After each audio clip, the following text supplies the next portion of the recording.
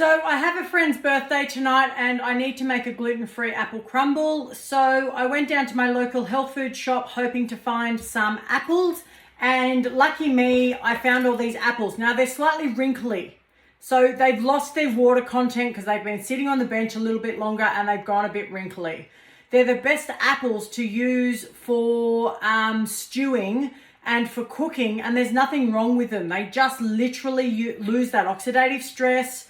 They get oxidative stress and they just go, a bit wrinkly. So I'm going to use these apples and I'm going to stew them and make a crumble later.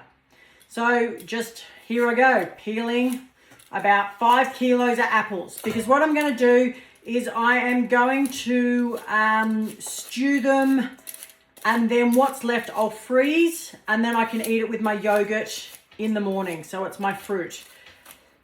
So they freeze really well once they're cooked. And then once your apple's peeled, cut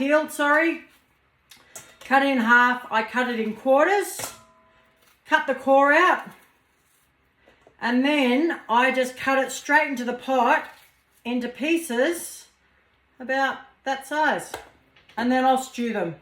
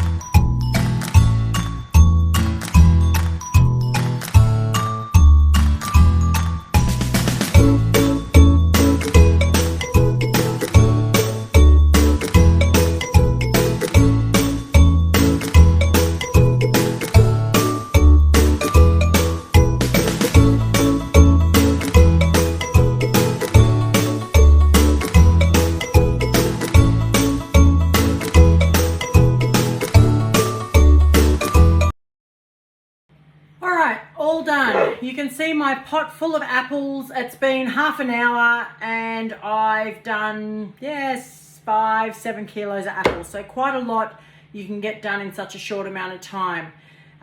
So now we are going to get them ready for cooking so that we can stew them down. Okay, so I'm now going to start cooking the apples. Now, because there's so many here, obviously my quantities are a lot better. So I'm going to give you both quantities for this size pot as well as about half a kilo of apples. And then I'll write the recipe in the book for about half a kilo of apples. So I'm going to add, it's amazing on how little water you need. I've got about 200 mils of water here in this big pot. So realistically, you need about 2 tablespoons of water. If you wash your apples, then you need to drain them so there's all but no water left. If you want stewed apples that are very saucy, put more water. But in most cases, for an apple crumble or something, you don't want that really wet mix. So I'm putting in 200 mils of water. I already had the pot on, so it was a bit warm. Here I've got about a cup of sugar. So again, in half a kilo of apple, it's about a tablespoon of sugar. The apples themselves are fairly sweet, so you don't actually want to put too much in because I like my apples quite tart in an apple crumble. So it just depends on personal taste to how much sugar you want in. If you want more sugar, add more sugar. You can add no sugar at all. It's solely up to you, or use a artificial sweetener if that's more your thing. And lastly, I'm gonna add cinnamon, just cinnamon. So this size pot, I'm gonna add 8 teaspoons because you want the cinnamon. But normally you'd add about 1 teaspoon of cinnamon to half a kilo of apples. Okay, so you can see there's a lot of cinnamon in there, but that will go through the mix because I like that flavor. Now, if you like sultanas in your apples, you could now at this point add in sultanas as well, a handful of sultanas. You could add, rather than all cinnamon, you could add cloves and nutmeg or mixed spice or whatever flavor combination you like. This is where you add it in. You can use brown sugar instead of raw sugar. Again, it's all flavor on what you like to do. So what I'm going to do now, put on the lid. We're going to bring that to the boil and let that boil for, well, it needs to boil so you can actually see it bubbling for about 5 or so minutes. And then basically while leaving the lid on, you turn off the heat and just let them stew in their own heat for then another 20 minutes or something afterwards. And the apples will cook through. So you can cook them, if you like them more crunchy, cook them slightly less. If you like them mushy, then you'd cook them further. But if you still want to have a bit of crunch, just keep an eye on them and then take the lid off whenever you want them to stop cooking, because they will continue to cook in their own heat. That's where a lot of people go wrong. They forget that they continue to cook. All right, I'll leave this to continue to cook and I'll show you at the very end, but you guys enjoy and have a great day.